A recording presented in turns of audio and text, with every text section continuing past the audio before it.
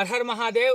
అయితే మేము ఇట్లా ఫారెస్ట్కి వచ్చినప్పుడు ఏంటంటే ఫుడ్ అంటే మనం తక్కువ క్వాంటిటీలో తెచ్చుకున్న ఎక్కువ ఎనర్జీ ఇస్తుంది అనమాట. ఏంటంటే నువ్వులు, తర్వాత పల్లీలు, తర్వాత ఈ పొట్టు శనగలు ఉంటాయి కదా, ఈ శనగలు అనమాట.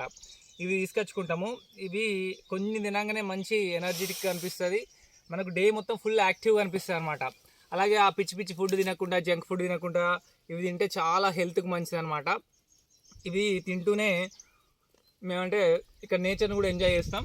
ఇవి చూడండి, మంచి నేచరు, ఆ పక్షుల యొక్క వాయిస్. తర్వాత ఇటు చూడండి, ఇక్కడ వేప చెట్టు, తర్వాత ఇక్కడ పుట్ట కూడా ఉన్నది మంచిగా, ఇది పాముల పుట్ట.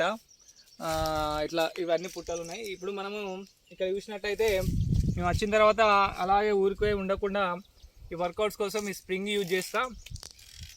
ఏంటంటే ఇది మంచి స్ట్రెంగ్త్, గ్రిప్పింగ్ స్ట్రెంగ్త్ పెంచుతుంది. అలాగే ఈ బుల్ వర్కర్ ఇది కూడా మంచి, అంటే మనకు రియాలిటీలో ఉంటుంది అనమాట స్ట్రెంగ్త్ అనేది. ఇవి వేస్తే మనకు వచ్చేసి మీకు తెలుసు ముద్గర్స్. ఇక ముద్గర్స్ అంటే వీటి గురించి చెప్పనవసరం లేదు. అసలు ఇవి వేస్తే అసలు అల్టిమేట్ ఫిట్నెస్ అనమాట. ఇక అసలు వేరే ఫిట్నెస్ చేయాల్సిన అవసరం ఉండదు. మీరు ఏ పని అంటే ఆ పని చేయగలిగే స్ట్రెంగ్త్ అనేది దీని ద్వారా వస్తుంది అనమాట.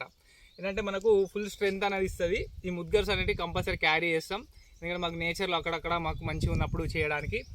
అలాగే ఒక చిన్న వెపన్ మనకు ఈ గొడ్డలు ఉంటుంది.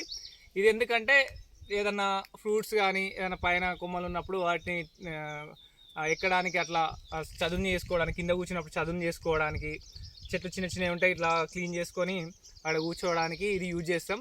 అంతేగాని ఫారెస్ట్ని ఎలాంటి డిస్టర్బ్ చేయం. మనం నేచర్ని ఎంత లవ్ చేస్తే అది మనకంతా మంచి పాజిటివ్నెస్ ఇస్తుంది అనమాట. కాబట్టి ఎప్పుడైనా మన నేచర్ని కాపాడుకోవాలి, మంచి ఫుడ్ తినాలి, ఎక్సర్సైజ్ చేయాలి, అలాగే మెడిటేషన్ కూడా లైఫ్ స్టైల్లో ఉండాలి.